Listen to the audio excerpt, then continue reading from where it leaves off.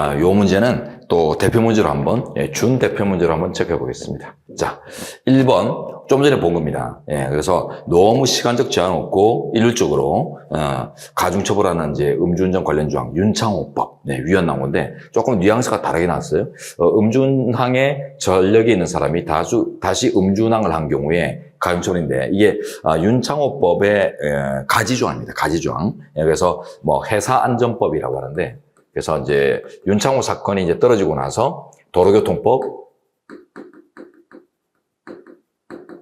그 다음에 이제 회사안전법, 이런 것들이, 요것도 앞에서 봤었죠, 그죠? 이런 것들이 이제 다 이제 개선이 되는, 정비가 되는데,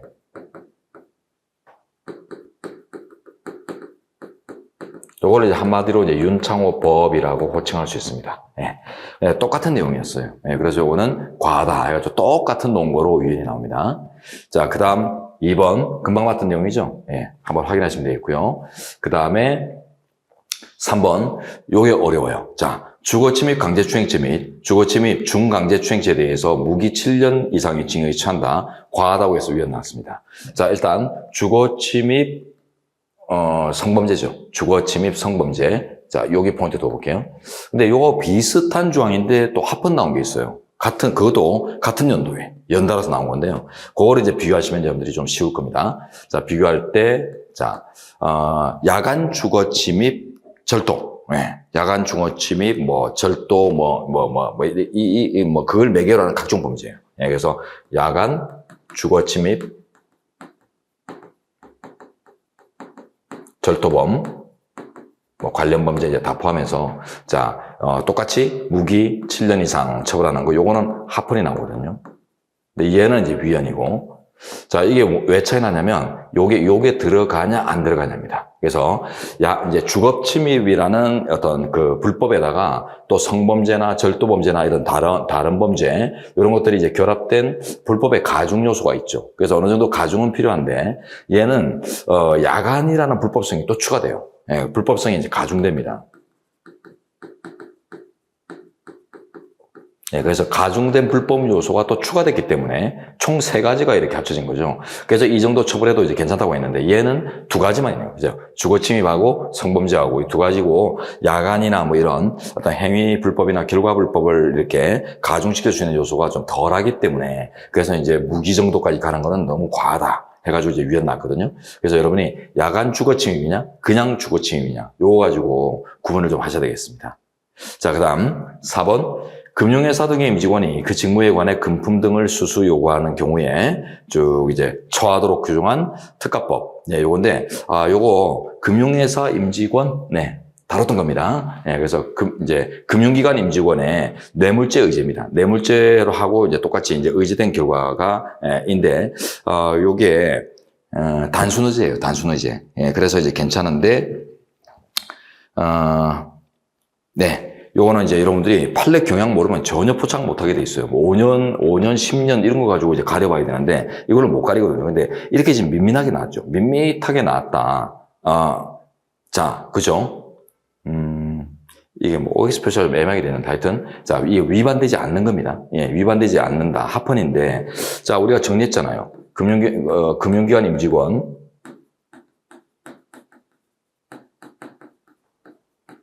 자, 뇌물죄를 적용하면서, 자, 가중의제하면, 이게 이제 먼저 나온 사건이거든요. 가중의제하면 위헌인데, 자, 개정법, 이제 금융기관 임직원 단순 의제로 개정을 했죠. 똑같은 수준으로, 같은 수준으로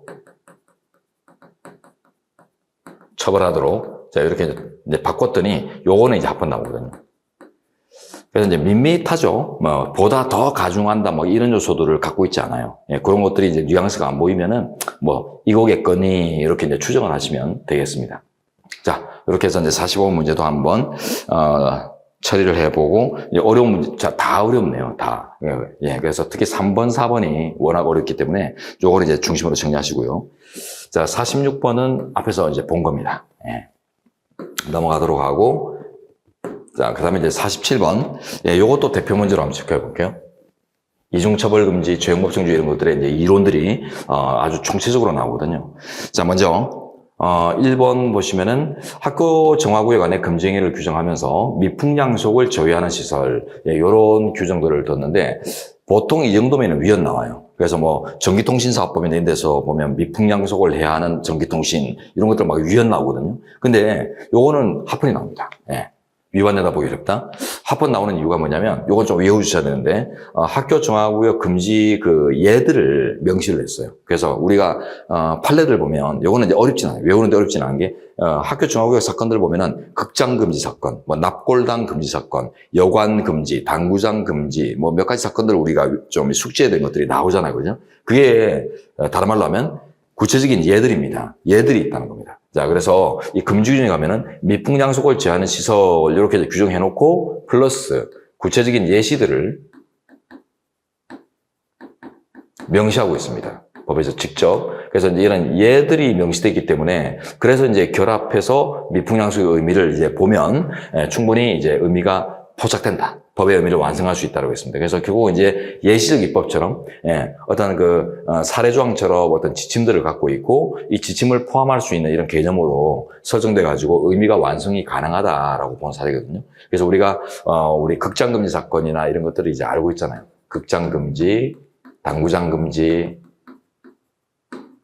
납골당 금지, 뭐 이런 것들, 우리 따로따로 이제 숙지를 한다는 게 이런 것들이 이제 다 예로서 법전에 존재한다는 거예요. 그러니까 이제 이런 것들이 학업 유해시설의 이제 의미를, 한정질 수 있는 이런 기준이 될 수 있다 가지고 합헌 나왔습니다.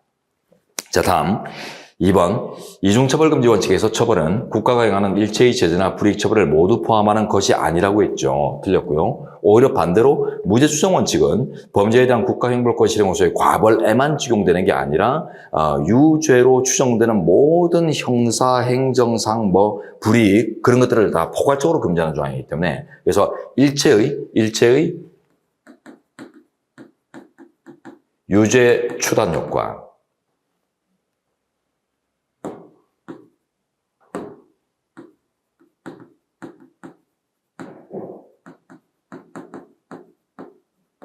이런 내용이거든요. 그래서 일체의 유죄로 추단되는 불리한 효과들을 배제하라. 예, 이런 명령이기 때문에 훨씬 넓어요. 넓은데 이중처벌금지 원칙은 이 이중의 의미는 광의살, 넓죠, 보죠. 그래서 기본적 사실관계의 동일성 이렇게 이제 기준을 제시하는데 이때 처벌의 개념은 형식설을 취해서 그죠. 예, 보안 처분이나 각종의 이제 행정 제재 이런 것들이 이제 가로막히는 결과를 방지하기 위해서 형벌권 실행으로서의 과벌만 의미한다 해가지고 거듭 형벌 금지라고 우리가 정리하고 있잖아요, 그죠? 예, 그래서 거듭 형벌 금지. 그래서 이제 형벌과 형벌이 거듭되는 형벌 유형과 형벌 유형이 거듭되는 경우에만 이제 적용되는 법칙이고 형벌과 보안 처분, 형벌과 행정 제재, 형벌과 보안 처분 플러스 행정 제재 뭐 이런 것들은 적용이 없다고 보죠. 예. 그래서 이제 아주 교묘한 지문입니다. 자, 다음 3번. 집행유예의 취소 시 부활되는 본형은 집행유예의 선고와 함께 선고되었던 것으로 함께 선고됐던 것으로 판결이 확정된 동일한 사건에 대해 다시 심판한 결과 부과되는 것이 아니므로 일사부재리 또는 이중처벌금지 원칙과는 전혀 상관이 없다. 좋습니다. 집행유예 시 부활되는 그 취소, 실효제도 있잖아요, 그죠? 형법에 가면 이제 취소제도, 실효제도 이런 것들이 있는데 그때 이제 그 본형이 부활해가지고 이제 집행에 들어가게 돼 있죠, 그죠?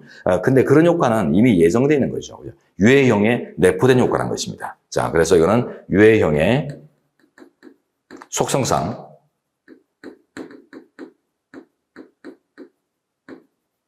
내포된 효과들이다. 예. 그래서 이제 속성상 예정되어 있는 효과들이 어떤 조건을 충족함으로써 이제 발현되는 거지, 그죠? 예. 겉으로 이제 실제 드러나게 되는 거지, 원래 있던 것들이란 말이에요. 그래서 그게 다른 말로 하면 집행유예의 선고와 함께 조건을 이루고 있었던 것이다, 이 말이에요. 예. 그렇기 때문에 이거는 하나의 대상을 2번 이상 별도로 심사해서 가중된 형을 주는 게 아니다. 이렇게 해서 이제 문제가 없습니다. 그래서 이제 우리가 형법전에 가면 좀 쉽게 가죠. 형법전에 가면 집행유예 취소제도 아직도 있잖아요. 자, 그 다음에 4번. 양심적 예비군 훈련거부자에 대해서 유죄 판결이 확정되었더라도 동일인이 새로 부과된 예비군 훈련을 또다시 거부할 때 그에 대한 처벌을 가하는 것은 이중처벌금지 원칙에 반하지 않는다. 좋습니다. 자, 예비군 훈련 거부가 있으면은 일단 이제 그 형을 받죠, 그죠? 범칙금이나 이제 형을 받게 되고요. 그 다음에 또 나온 그 훈련고지에 대해서 또 불응하게 되면 또 또다시 거부하게 되면 또 형사처벌이 부과됩니다. 그래서 이거는 이 사람이 주장한 건 뭐냐면 아니 내가 국방의 의무를 지는 평생에 걸쳐서 몇 번을 이렇게 형벌을 내리느냐. 이거는 하나의 국방의 의무라고, 국방 의무의 이행이라고 하는 하나의 행위를 대상으로 해서 반복 처우하는 것이기 때문에 이중처벌이다. 이렇게 주장했거든요. 그랬더니 우리 현재가 당신 국방의 의무 그 이행 기간 상당히 길죠, 그죠? 민방위까지 친다면은 예비군 민방위 오래 가잖아요. 그 긴 기간 동안을 만약에 하나의 어떤 처벌로서 규율을 낮추면은 뭐 기껏 몇십만 원 안 되는 벌금 이런 걸로는 안 될 거다. 그래서 지금 보죠. 형사처벌의 수위가 아주 낮아요, 그죠? 예, 그래서 어떤 이제 병역 의무 이행에 대한 이제 특히 이제 예비군 훈련 불참에 대한 이제 형사처벌이 벌금 몇십만 원 정도란 말이에요. 예. 벌금, 예, 뭐 대충 할까요? 뭐 10만 원 정도. 요즘은 얼마인지 잘 모르겠어요. 10만 원 정도. 그러니까 이게 얼마 안 되는 이런 약한 어떤 수준의 이제 형사처벌을 한다는 말은 그거는 당신의 인생 전반의 어떤 그 병역 의무 이행을 포괄적으로 이제 규제하려고 하는 게 아니라 그때의 통지 의무 위반, 그걸 그때의 어떤 구체적인 훈련의 위반을 대상으로 한 것이다. 그래서 이제 요거는 그때의